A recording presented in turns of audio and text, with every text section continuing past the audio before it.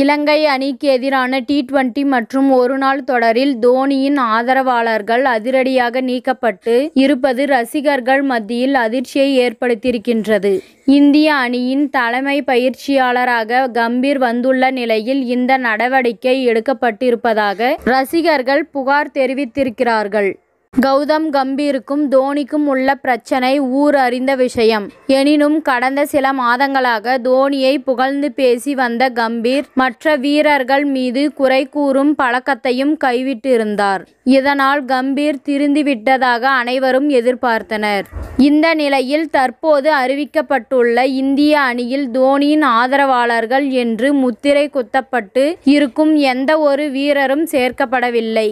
Zimbabwe அணிக்கு எதிரான T20 தொடரில் அபாரமாக செயல்பட்ட சிஎஸ்கே அணி கேப்டன் ருத்துராஜ் இலங்கைக்கு எதிரான டி20 போட்டியில் அதிரடியாக நீக்கப்பட்டிருக்கிறார்.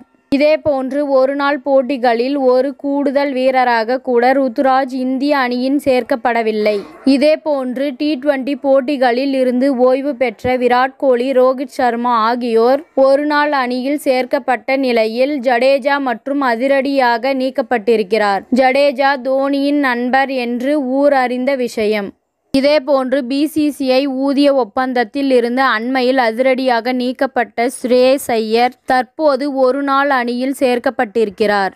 ஆனால் ஸ்ரேயஸ் ஐயருடன் நீக்கப்பட்ட இஷான் கிஷனுக்கு டி20 ஒருநாள் என 2 போட்டிகளுமே இடம் கிடைக்கவில்லை. இஷான் கிஷனுக்கு சொந்த ஊர் ஜார்ஜன். தோனி ஹர்திக் பாண்டியாவுடன் எப்போதுமே பார்ட்டியில் ஈடுபடுவார்.